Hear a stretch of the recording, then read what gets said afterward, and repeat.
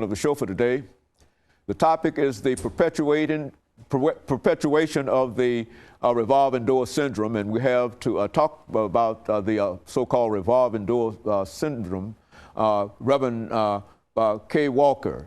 And of course, Reverend Walker, let's pick up during this second segment and give you an opportunity to talk about a system that is all a part of this revolving door system, and that is the parole system. Let's talk about parole in the state of Tennessee. Well, one of the things that I want to say about that is, when I'm talking about perpetuating the revolving door syndrome, we always look at crime in our society. Politicians run on, let's get tough on crime, let's do this and let's do that.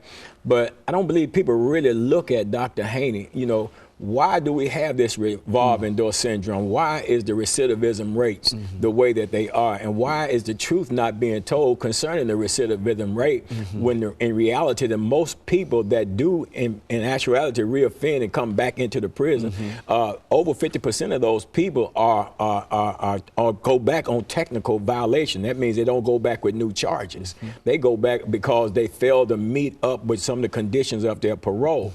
And what I'm saying is this: when it comes to the that revolving door syndrome, I believe that the parole board plays a role in perpetuating that, in the sense that, first of all, on the back end, there's not adequate supervision or of the ex-offender when they come out. There are not enough things or not enough programs that's out there to help. And then with the programs that are out there to help, the parole boards are not working close enough in conjunction with those programs to make that transition from the inmate to into society a successful one. And then on the other side, coming out the door when they meet the parole board. Now you take, for example, inmates, and Dr. Haney, I have sat on parole boards, man, for the last 10 years or so. Let me interrupt. But parole, when you talk about parole board, are we talking about several boards, or is that just one general board for the entire state of Tennessee? It's one board for the entire state of, for the state of Tennessee, and they go to the various institutions. I think it's a total of 7 parole board members.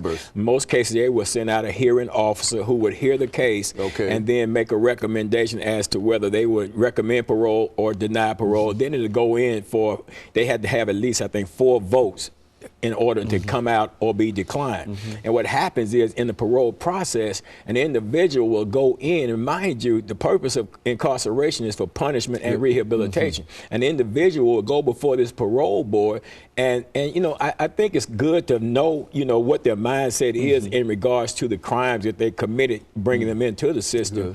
But at the same time, if you take an individual that's been incarcerated on a charge for, he's been in there for 15 years. Well, 15 years, that's punishment in prison. If you're in prison for 15 years, you're punished, Now, what needs to be looked at is, what has that person done during that 15-year period of time? Have they involved themselves in the various programs? Have they gotten their GED? Have they picked up a skill or a trade or anything like that? And why not look at that, what they've done while they're in there, to be a determinant factor as to whether or not this individual should be released?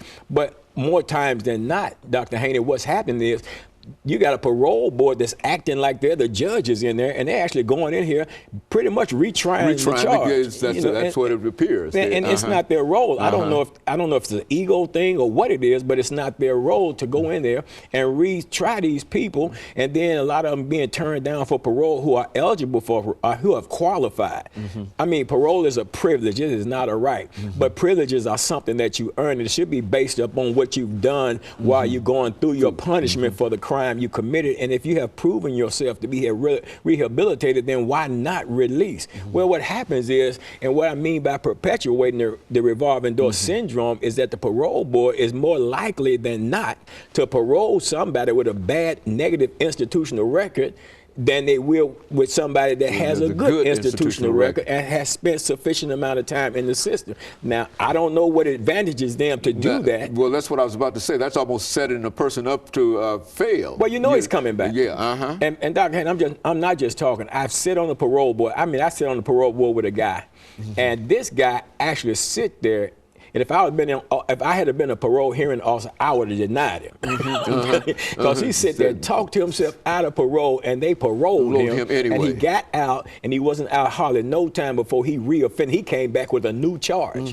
You know what I'm saying? But they paroled him. They knew they knew this guy wasn't going to go out there in society and act right, but they sent him anyway. But then you take, for example, I recently went to the parole board with a guy, been incarcerated for 5 years now. I mean, we went up earlier part of the year, and they said, okay, we got to get some stuff worked out on your cases. There's a conflict with the charges on your sentences. So that got worked out, went back to parole board about 3 months later, and then they both hearing officers recommended him the first time, recommended him this time, and then when he got his final votes, they turned him down. But now this guy, he's sufficiently served his time in terms of the punishment phase. He has been rehabilitated. He's been in the program. He don't have the write-ups and all of that stuff like that. But then they put him off for a year. Why? Because they know he's not coming back. You know what I'm saying? So the people that's going to come back get out. Get out, and the people who might not come back, they try to keep them as long as. Absolutely. And there's another gentleman, Dr. Haney, down in another institution, and I don't want to call these guys' name because the parole board, the way they're doing this guy already anyway, I mean, if I mention his name, they'd probably retaliate against him. You know what I'm saying? But anyway, this man's been locked about 34 years. I mean, out of 34 years, this man only had about 4 write-ups, and they're minor write-ups. I mean, he's completed all kind of programs, even started an organization to help other inmates while he was in there. I mean, the whole night, 34 years, sufficient as punishment, man. He's been punished, 34 years in prison, he's punished. But in that 34-year period of time, he has rehabilitated himself. I mean, go to the parole board, man, he got all the, correctional officers coming out in support, man, had a psychologist, had a psychological evaluation, and not only did he send the paperwork, but he was up there himself with the paperwork talking about it, and they still let this man decline this man. But people with similar charges that had bad institutional record, that even had attempted assaults against correctional officers, had been paroled, spending less time than this guy in prison, man. It don't make sense. Did they give any kind of justification, or any kind of reason why they did not wish to allow him to? The old catch-all phrase, Dr. Haney, seriousness of offense. Man, Dr. Haney, that's pure garbage. Because I'm going to tell you why. Because if my crime was serious enough to get me locked up, you know what I'm saying? It's going to always be serious. When I die, it's going to be serious. It's always a serious question. Just the very fact that you've committed a crime is a serious offense.